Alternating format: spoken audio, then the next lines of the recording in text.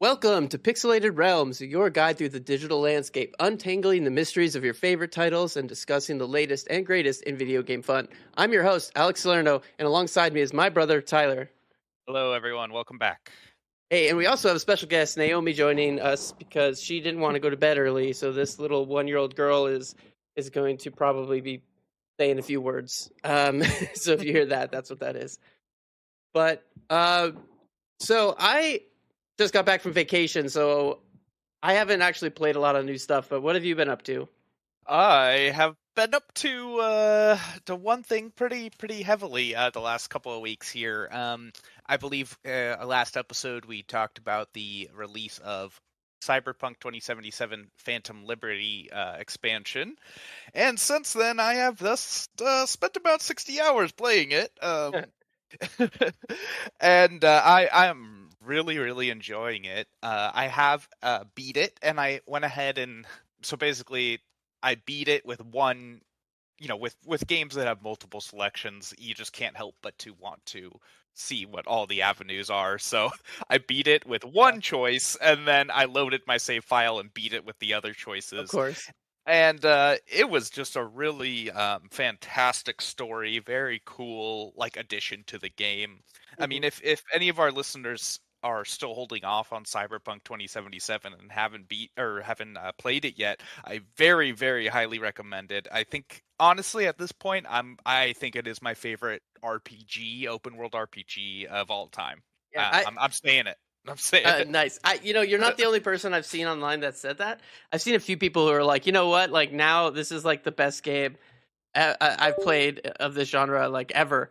And it's amazing how it's gone from like this massive disappointment to now possibly the best, open Yeah. world action RPG, cyberpunk shooter, whatever, however many things you want to add to that. But like the best that it's been. And I agree, like I where it is now is so much better than where it started.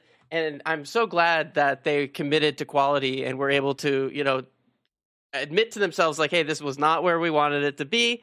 Right. We made adjustments, with the 2.0 drop. I mean, I was texting people and I was like, hey, I know you were disappointed with Cyberpunk, but now's the time to jump back in because I have a few friends who were like, hey, just tell me when I need to play this game because obviously it wasn't ready when it came out. And so I was like, And hey, that's now's the time. yeah.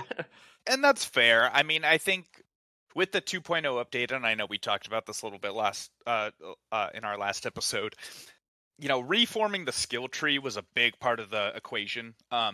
Most certainly. The skills just didn't quite feel impactful enough. Some of them felt like they were absolutely necessary. Some of them felt like they were a waste of your skill point, Yeah. given that you only have limited skill points. Now they have more of a traditional tier system, and each point has a much more significant impact than it used to. They really just top to bottom redid it, and they created a lot of things that personally I find to be very nice in the sense that for example, if you go really heavy as a net runner, now there's bonuses for using specific smart weapons with your net runner builds. Right. So instead of it just kind of being oh, I'm kind of good at this, or I have these specific traits, now there's synergies that work together really well. And honestly, I don't even use smart weapons, even though I'm full netrunner build. I don't even use smart weapons, but I'm still I like that there's some kind of synergistic options now. Which I mean, it's just too much fun, honestly. I mean, there's just so much to do.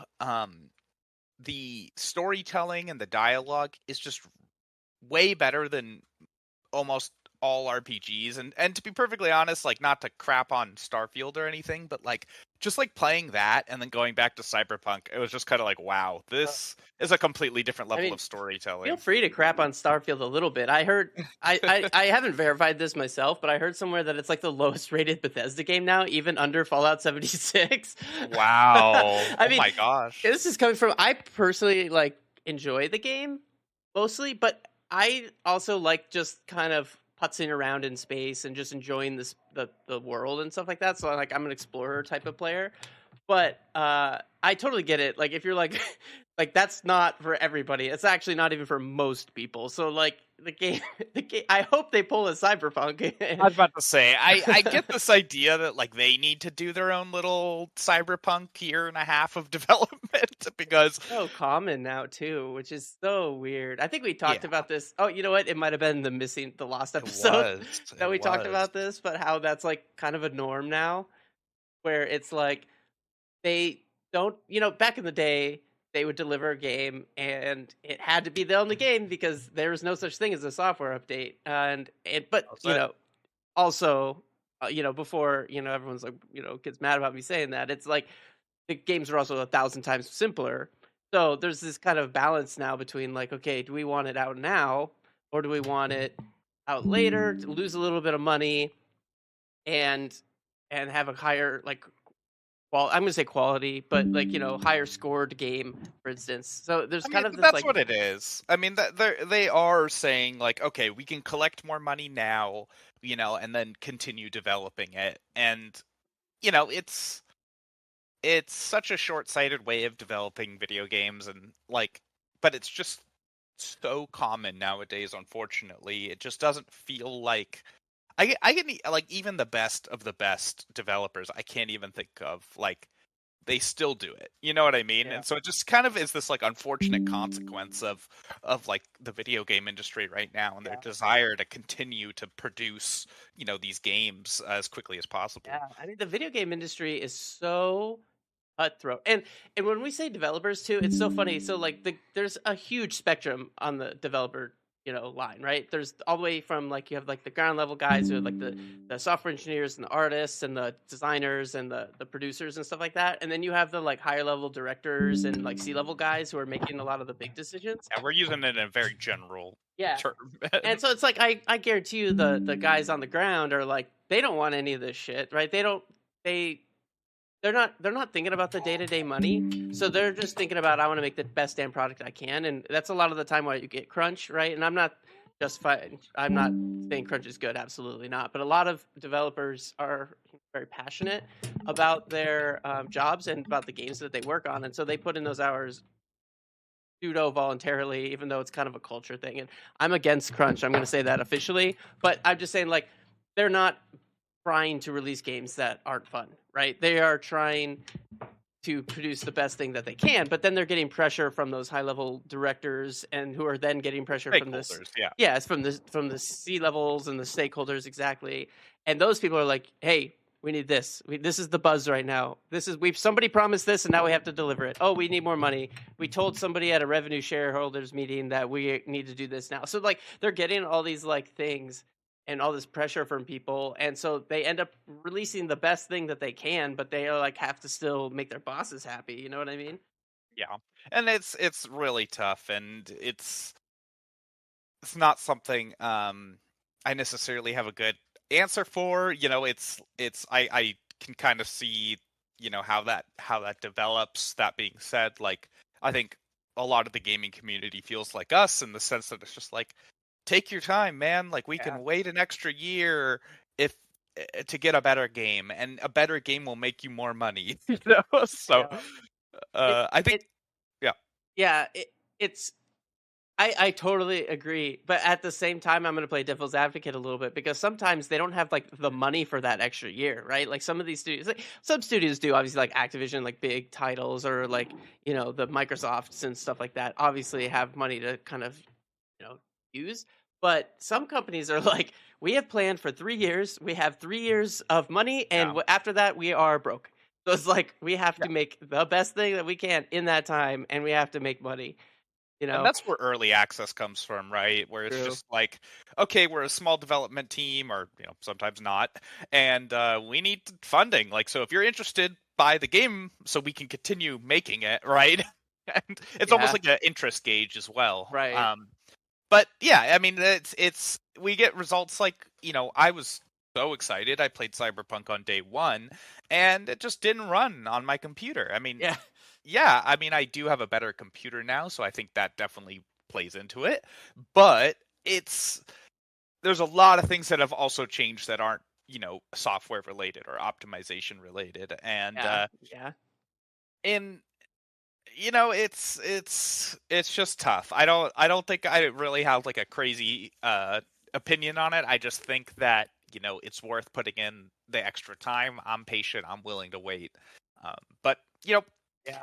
then again, like these like we've said, these cycles are incredible. They're fast. They're fast paced. They try to create this schedule, and then 5 years later, when they're done developing, things look a lot different, right? So things don't always go as planned, and any Yeah. business understands Yeah. that. So yeah, it's really tough, and I'm glad they got their act together. I saw a post that was saying something around like they had to spend $120 million to Yeah. get it to where it was or Yeah. something. So it's well worth it though, because this is to me one of the most legendary games of all time. Totally. I love the storytelling. I love the combat. I love the world. The music is incredible. Yeah, the music. Yeah, so there's as I've been floating around playing this new DLC, they've introduced some really cool new features. Car combat was introduced in update 2.0, but that comes along with new gigs, and so basically you'll be driving along and you'll find a car that basically you are hired to steal, and you go kill the guys, which or incapacitate them. You steal the car, and then you have to go and deliver it while you're getting chased usually, or you're delivering it in a certain timeline, or both. And basically you get these really great rewards for doing this, including like skill shards, money, and all the materials you need for crafting. Yeah. But you also get, and I'll tell the good people of our podcast just in case they play the game. You also get a discount code essentially for purchasing in-game cars. So I did a few of these missions, right? And I'm like collecting these discounts, and I'm like, okay, I got like 5 of these discounts now. Like, what is going on? Are they stacking? Like, is this for 5 different cars? Like, what's going on? So I log on to the in-game website that allows you to go buy the car, and it had, my first car had like a 89% discount on it. And I was like, "Oh my gosh." That's So awesome.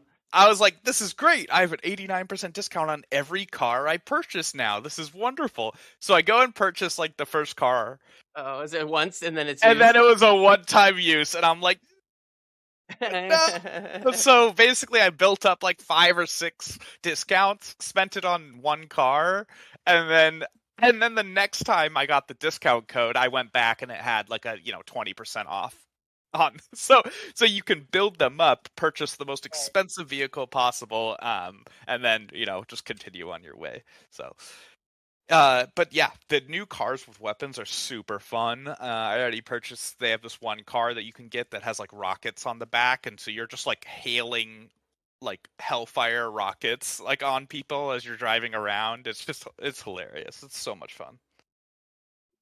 Nice. Now we just need that in Starfield. Right? Um, I mean, the story was really good too in this DLC. Like, it's very, as you'll see on like the forums and Reddits and all that. It's very like spy esque. Mhm. Very like, it definitely feels like a Night City James Bond plot. I mean, that sounds awesome. Yeah, no, it's great. And I like really don't want to ruin things for anyone, but there's some really like cool like things you do. And you get to like keep some of those things. And so it's like, yeah, like when you walk away, you're like, damn, like, all right, I'm a secret agent. Let's go. And the new weapons, the new iconic weapons you get are really awesome in the new DLC area. So just like in general, as a good DLC should, they just added in a whole bunch of really cool things that makes the game even more fun. The location is super cool. The boss is or the kind of the villain character is really interesting. It's also highly like, when I say spy thriller kind of, it has that like, who's double crossing me? Everyone's double crossing me, or are Right. they? The Like it classic. has that, yeah, that classic like you can't trust anyone vibe to it. That's why that's kind of a big reason why I had to go through every single ending option because I like needed to know who was double crossing me and who wasn't gonna double cross me.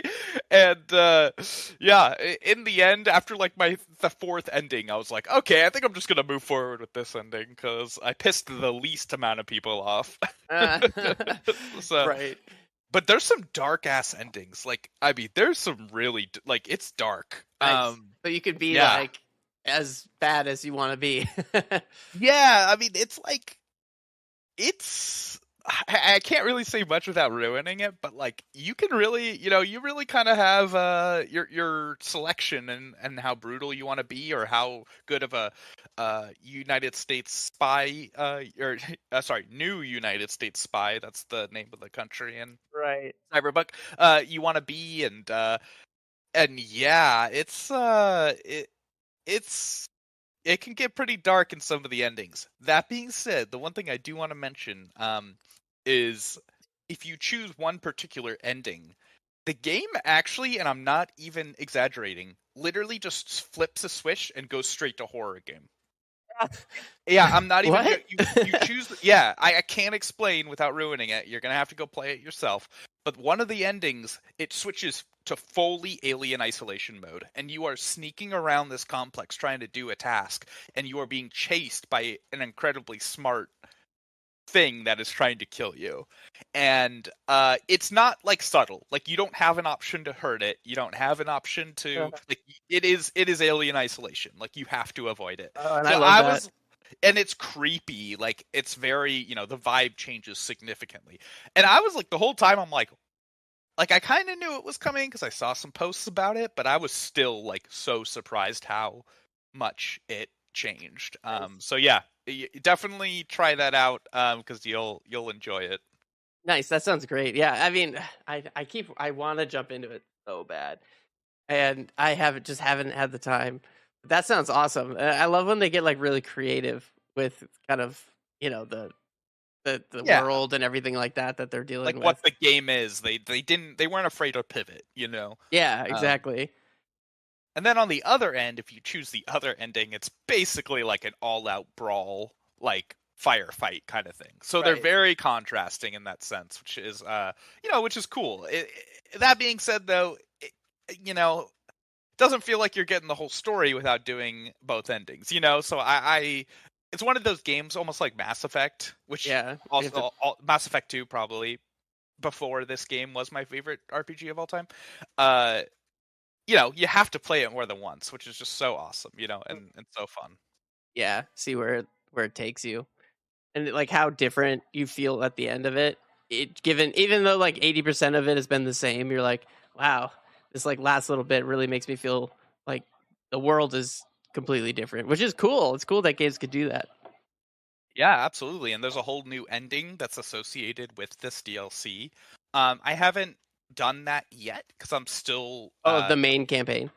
correct. To the main Uh, campaign, there is a different ending, and I think I am there, but I'm still like 100%ing the little. I'm God mode right now, running around killing everyone and right. having too much fun. So as soon as I Yeah. decide to to do it, I'll let you guys know. But it is it's just been amazing.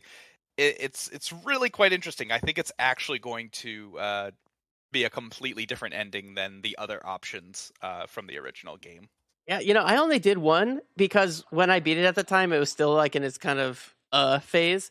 And so I was like, okay, if I'm gonna go back and do all these endings, I'm gonna wait until they've like fixed it, which obviously they have now. So I'm kind of excited to go through and see what all the endings were. Trying to remember. Yeah. I think I was like a sellout basically when I first did it. Oh my gosh, which did you choose? The one where you let Arasaka try to cure you? I think that one, yeah. Oh my god, that one's the darkest one. Like Yeah. I was like, no, I did that one, and I was like, yeah, no, I'm not saving my game for this. Like, honestly, my personal favorite, without going into any spoilers, is the Nomad finish on the original game. I just I just thought it was like basically like you just kind of like you get with the Nomad the Alcanados. I'm like, am I saying that right? Something like that. Pam's crew. Um, Yeah. Pan Am's crew, yep. And you basically like bust into Arasaka. You do the thing, and then you kind of just bail on Night City. And like as my character started as a street kid, it kind of like felt like this like I don't know, it just kind of felt right. Like it was just like, Like a I was transition. this street kid and then like, I met Pan Am and romanced her and then we bust through Arasaka and leave Night City, the legends that we were kind of thing. And so Yeah, like the it was final fuck you and like heading yeah. out.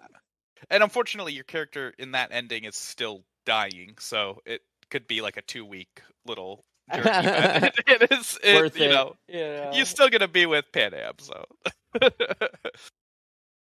That's hilarious. yeah, no, they've done a really impressive job. I'm already looking forward to the next one. I am curious how if anyone doesn't know, they're actually switching off of their Red engine, which is the engine they Yeah. developed to make this game, because for a whole lot of reasons. And they're going back to Unreal Engine for the second rendition of the game. Yeah. I'm curious. As much as I understand why they don't want to deal with their own engine anymore, I also am like, is that going to take away some of the heart of the game that has now been established? That's an Or interesting question. right, or is it just going to feel like nothing ever changed? I might Right? be able to answer a little bit of that, but like, because so as like a software engineer myself, right? I kind of know what takes place in those engines and stuff like that, and so like when people refer to the quote unquote an engine, most people don't actually realize what they're talking about because they just think about Unreal, about Unity and all those things, which are like a all in one. But most companies build their own tooling, and Okay. that tooling is usually not one app. It's usually many, many apps, and including like the things that they will do their 3D modeling in. So maybe they'll 3D model in like Maya or whatever. Then they'll use another program to do the rigging, which is like the bones and stuff. And then they'll drag that into another program, which will convert it into the stuff into whatever format that they use custom in their own engine. And then they'll have their own built engine team that has built their own like rendering pipeline and all these complicated things. And so that takes a lot of manpower. Yeah. It takes a ton. Sorry, Naomi's like trying to get my attention. It takes a lot of manpower to keep those things going. When a new trend comes out, like a new technology, you have to then learn that technology and bake it into your engine, which is why like things like Bethesda, like games look so old for so long, is because they took a really long time to add the new technology in and stuff. Right. So one of the benefits of using something like Unreal Engine is they don't have to worry about that shit anymore, right? But on the flip side, now you have to relearn everything from the beginning, and then you have to learn how Unreal does it, because they might use the same like technology theoretically, like the theory side of the technology, but their actual like how they implement that's going to be totally different. However, on the other side of that, because it's like a freely available tool, you're going to have more people that actually will know how to use it. Because if you have a proprietary tool that you only use within your company, you have to teach every single person who comes into your company how to use that tool. Right, and that makes perfect sense, right? Where it's like, okay, if everyone, okay, I have, 5 years of Unity experience. Right? Well, we use our own, engine. How much Red Engine experience do you have? Well, exactly. None, because I've never fucking worked here before. Yeah, because I can't touch it. Yeah, exactly. Exactly. So, and I get that, and that all makes sense to me. And hopefully, that just means that developers can work faster and better and spend more time, doing their thing. I think it's kind of crazy in the modern age that companies still build their own from scratch as often as they do, because Unreal and like all those other companies, they honestly just do it so well. Specifically Unreal, really, they kind of cornered the market. Like Unity is good, but that's nowhere near as good as Unreal. They've recently really taken a hit with their I know their PR. Well, they are always fucking up their PR. Let me tell you about that. But as far as technology, they're really on it, and it makes a lot of sense to use those kind of things. But I get, a lot of companies also don't want to be tethered to another company, right? Because they owe Unreal like money basically when they use their. Yeah, it's certainly like forcing a partnership, right? It's saying like, okay, we need to work together pretty significantly here if we're going to use your engine. So I get it, right? And especially after their success with The Witcher, like I'm sure they were all on like a high and just being like, Yeah. yeah, we got this money, let's do it, let's invest, all with the best intentions.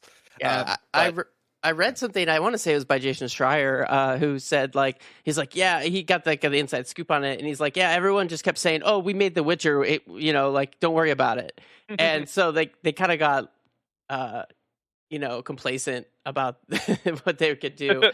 got a little cocky. Yeah, Well, I mean, I think some of that is right. Is kind of justified. I mean, not that like getting cocky is justified, but like, it's just like they did make an incredible RPG with The Witcher 3, and obviously Cyberpunk now is really really something to behold. So I think they still have a lot to be proud for. The video game community is notoriously you know harsh initially. I guess is the polite way to say it. And so I'm just so happy that this is a success story, um and I just, it's just something that I encourage people to go back to and try again, just because it is so, it's so immersive. It probably is the most immersive game I've ever played. I feel it like no other game. Do I feel like I am like my character, or I am part of this yeah. universe, right? Like I find myself, I'm literally, I mean, I've also been playing it like, you know, 10 hours on the weekend and like a couple hours at night after work, but it's like I'm literally thinking they're slang in my head. I'm like, oh, Oh, choom, Choom. and I got a delta, and like, it's like they have all these like, and I'm like, man, this is really like sticking with me. Like, and so like, and then they, with the release of of Edge Runners, like it just heightened everything times 10. So it's just such a cool universe. I even actually went as far to purchase a couple of the comics they've released and read Right. them, and they're really good. They're just Night City stories, and I think the most common theme of Night City stories is that they're incredibly freaking dark. Yeah, But I like when stories get a little dark. yeah, I read the Trauma Team uh one all the way through, and it was this like harrowing story of a Trauma Team member who, her entire team gets murdered, but Jesus. then her next mission when she gets back on the force is to protect that guy because he purchased trauma care. Uh, So like it's like really effed up. It's very dark, but really good storytelling, and you could argue that there's some some depth to using that darkness as a storytelling mechanic. And I certainly am enjoying it a lot. well, that's cool. I want to transition a little bit. So, kind of on the same idea of like we were talking about, kind of like this executive level of game development and stuff like that. I do want to talk about Call of Duty a little bit.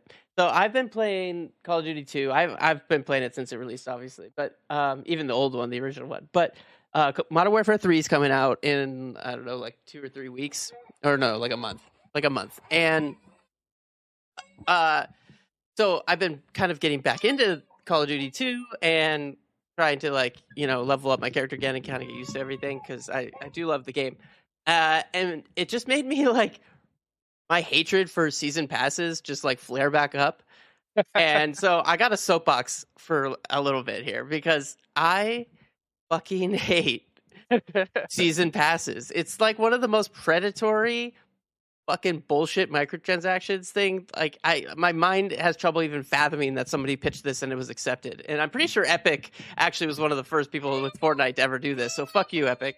But um like you I mean, they basically were told, "Hey, you're not allowed to like loot box. You're not allowed to gamble, right? Because that's Right. gambling." And so their alternative solution to anti-gambling legislation, where they were basically forced by the countries of the world to tell them to stop being a greedy bitch, was to then allow you to purchase a pass that you might unlock things in. Eh, Wait. So now there's a chance that you unlock things in a Game Pass? Well, by chance, what I mean is when you pay the money, you paid your $10, $20, whatever, you still have to unlock everything in that season pass. You just now know what it is. And so it's like there it like you have your tiers, 1 through 100 or whatever, and each 1, 2, 3, you get like a new unlockable. And it's like, if you, let's say you get through like 40 and you end up, life changes or whatever, and you can't finish it at the end of that season, that shit just goes away, but you still paid your $10, so you did not get your money's worth. And in my opinion, it's just like they put like lipstick on a pig basically, and we're just like, yeah, the only difference now is you're guaranteed the stuff eventually, but uh but if you run out of time, you don't get it anymore. So like, you could theoretically buy the season pass, and I've actually done this where I've bought like in Destiny, you can buy the whole year worth of passes, which is a good deal for me because I always usually play it. But like, I didn't do the last season, and I still paid for it, but I don't get any of the things, even though I paid for it already. And it's like, why?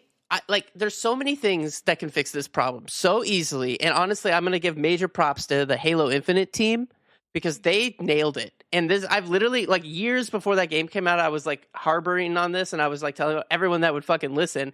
And I had nothing to do with it, but they fucking listen, and I love it, and it's brilliant. And what they do is, when you buy a season pass, you have it forever, and then you can switch to that pass. And if a new season pass comes out, you can buy that one, and you can say, which one is my currently active season pass. So the money you've paid never goes away. And it's like, oh, if I'm taking longer than the 3 months or whatever to unlock this thing, then I can do it later, and I can even switch back and forth between them. And I was like, how hard is that? It can't be that hard. The fact that you're losing the items in your season pass is like, it's this.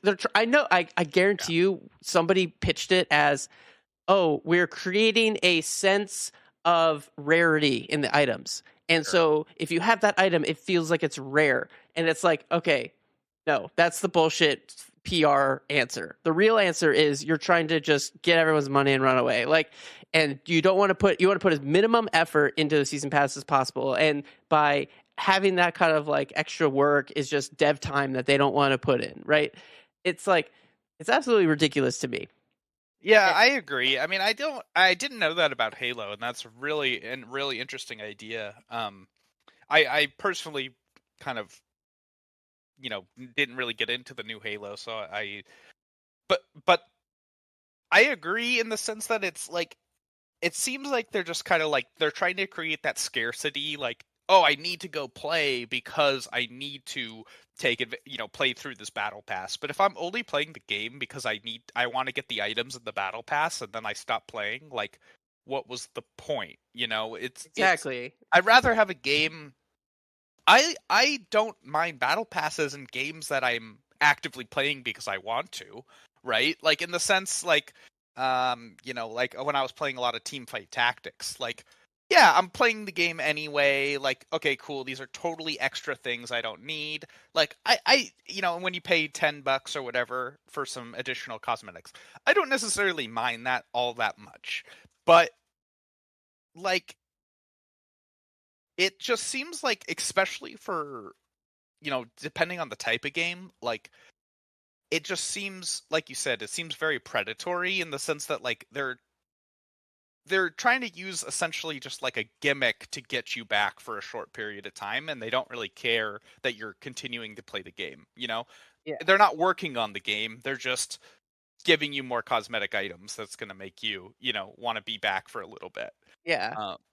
Yeah, and I mean, maybe I'm being a little dramatic about it, but like, I just hate how they treat people like they're idiots in the like monetization of video games. And this goes back to like the $10 horse armor back in Oblivion, which is still made fun of, but is probably not even the worst thing anymore. It's like a common kind of a thing, is pay that much for like a hat, which is like, blows my mind. But it's like, I forgot. I forgot where I was going with this. I'm like so like upset about it. I'm just like, yeah. I mean, yeah, I get it. I mean, like I said, like, it's.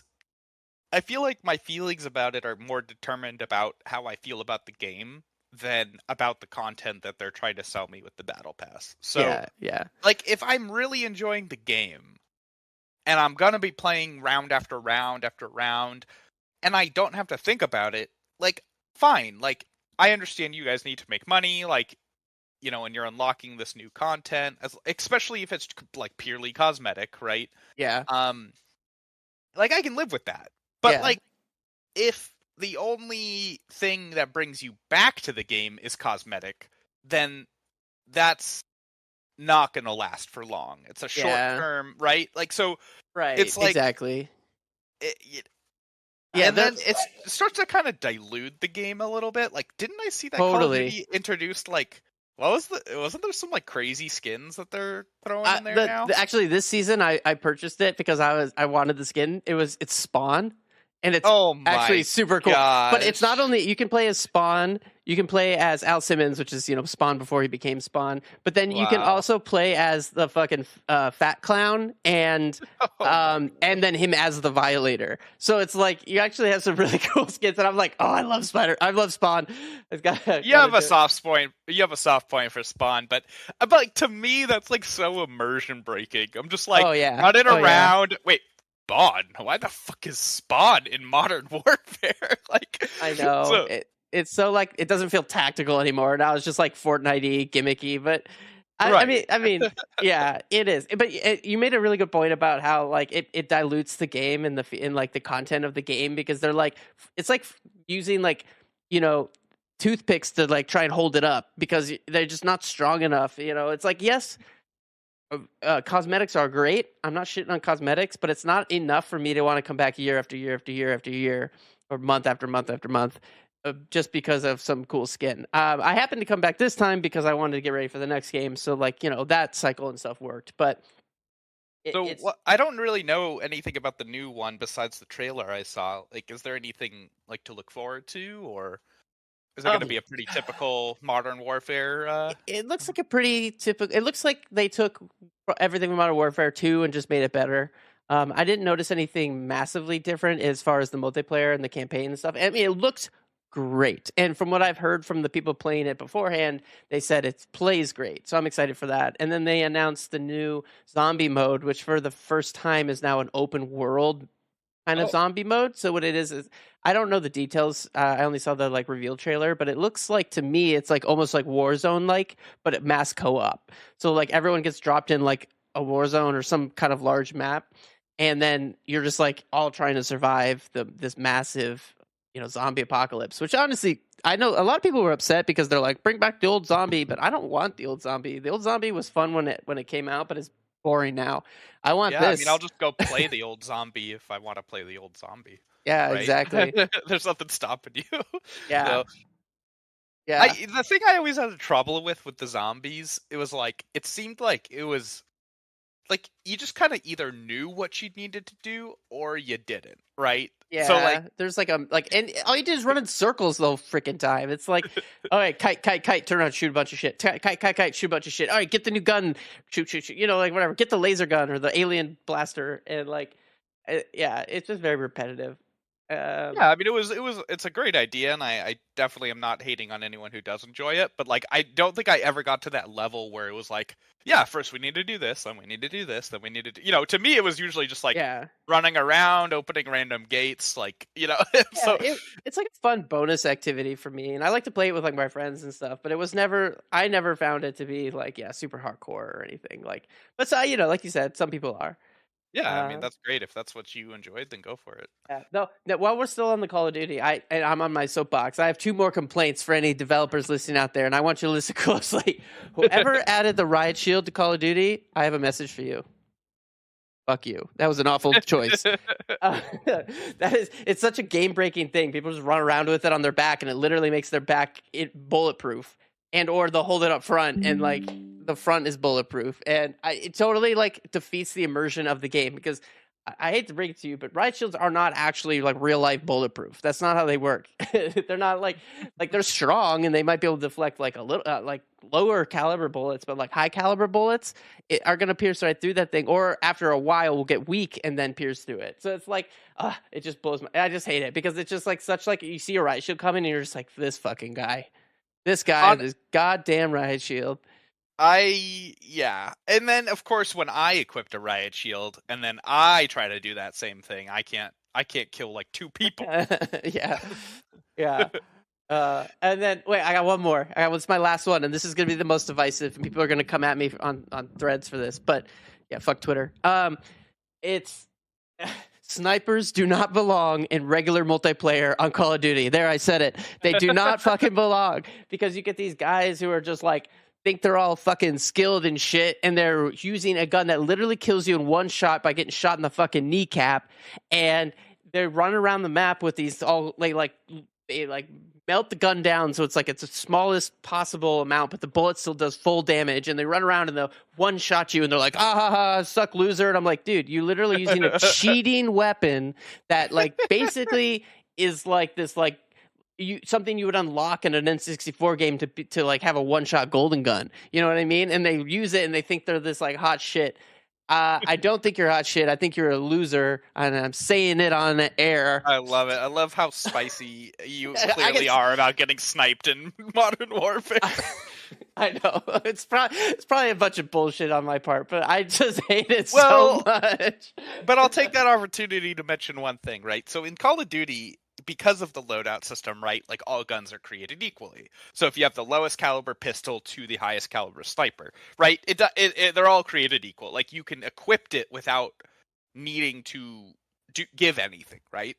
And yeah. That's actually when I got into Counter-Strike a little bit and games, of that nature, I started to really appreciate the whole cost model, which before I was really against it, because I was like, I don't want to have to think about spending this money and whatnot. But once you get a hang of it, you're like, oh, okay, this makes a lot of sense. You have whatever, earned money through killing or, whatever, you need to do in the game to get money. Get the better, stronger weapon. To get that better, stronger weapon. And then, if you get killed, you might be handing it off to the enemy, or you might just lose it. So that complaint makes me think about that, where I'm like, I really appreciated the more complex shooters, less less Call of Duty shooters, because of that system. It just felt, it felt a lot more fair.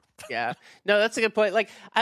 If the snipers were a perk you unlocked during the multiplayer game or something, it was you had to go in with a regular weapon, like a assault rifle, submachine gun, whatever, and then kind of you have the I'm totally blanking on their names, but the kill streaks, and you can get a helicopter to come in. If you could fucking get it's hey, you got 2 kills, 3 kills, have airdrop in your sniper rifle. That would make a little bit more sense to me. But starting off with this fucking cannon that you basically can hit someone's toe and kill them, it just I don't know. It just seems really unbalanced to me. And obviously there's some maps that are stronger or not, and I'm not going to get into that debate, but I just hate that it's if you go into the ranked matches and stuff, a lot of players will just use the same sniper rifle build that has a quick scope, and it's as soon as they see you, they quick scope and they can shoot. And the hitboxes in Call of Duty are honestly pretty forgiving, and I don't love that, but it's pretty wide, and you can hit a couple inches off of their body and still get a hit, and they'll totally miss and get a kill. And I'm like, oh, but then I'll have shot 3 or 4 bullets into them before that, but because my bullets don't do enough damage, nothing happens, and it's just ugh. Yeah. Oh, yeah. Oh, since we only have a few minutes left, did you see that they shadow dropped CS:GO 2? Sorry, Counter-Strike 2. So they sort of.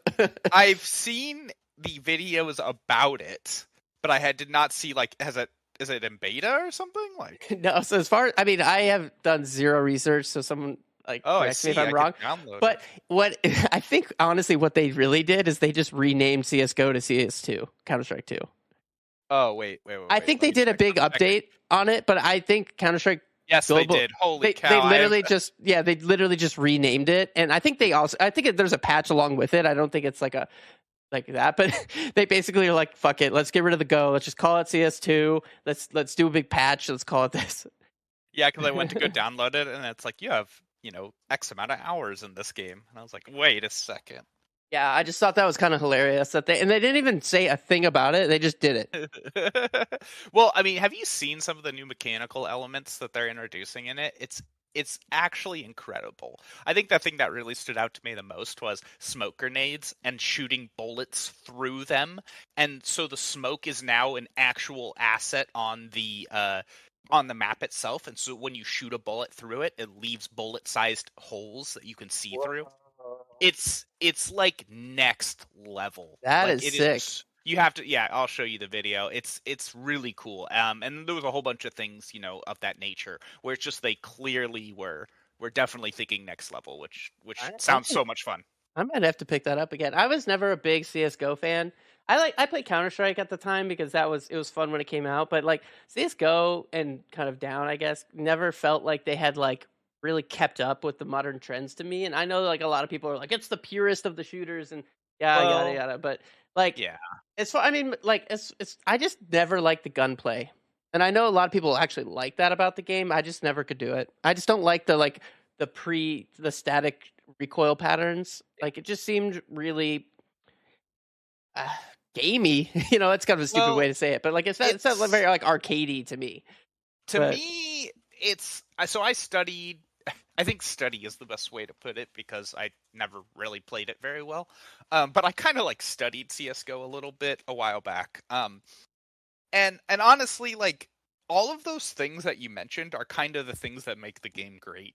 And you start to learn the maps so well, you start to learn the weapons and their recoils so well, and the typical placements that it in a lot of games it kind of feels like a fighting game where you're like you start to get a really good idea of everyone's options, and the fun part is trying to read the other player's mind, right? So it becomes this crazy mind game, as well as a hand-eye coordination game of being able to shoot. Yeah, okay, cool, you ran out in front of me, but did I actually have the ability to shoot you? right, Um, and so yeah, it's part of that reason that it actually does become a lot of fun. Like I said, I don't have 1,000 hours in CS:GO, but I do really enjoy the game, and I have a lot of respect for its style of shooting. Personally, I really like how guns feel in Call of Duty. I like Call of Duty shooting. To me, if it might just be like the purest form of like first person shooter in video games, and I know that's definitely not a common opinion. uh, but on the other end, if I would never get into Modern War, or I'd never get into Call of Duty competitively yeah, because I don't think it is built for that. But CS:GO, I understand why it's competitive and it's right. compelling and competitive because they really do think about that, and it's an important part of the design. Yeah, I agree with that totally. Like, Call of Duty feels like when I play a shooter game, like I want to feel like I have boots on the ground, tactical, like I'm like clearing a room. Like I want to feel kind of like a military badass a little bit, and I just don't feel that with Counter Strike. And so, but I get like you're totally right. Like they're built for completely different things. Yeah. Like Counter Strike is a competitive game, and Call of Duty is a multiplayer shooter arcade game. Which is funny that I called Counter Strike the arcade game when honestly Call of Duty is more the arcade. But Yeah, no, totally. I mean, Call of Duty is definitely the arcade. Call of Duty is the sprint around with a shotgun, kill 6 people, like jumping and twisting at 360 degrees. And that's fun, man. Like that is seriously fun. That's why Call of Duty has been one of my favorite franchises for first person shooters. But when you take that to the competitive side, everything you just complained about earlier is exactly why I wouldn't play competitive because right, it's like it's it's not like a consistent. sniper and a pistol aren't different, right? And so it's like it seems like a really frustrating, game to take seriously.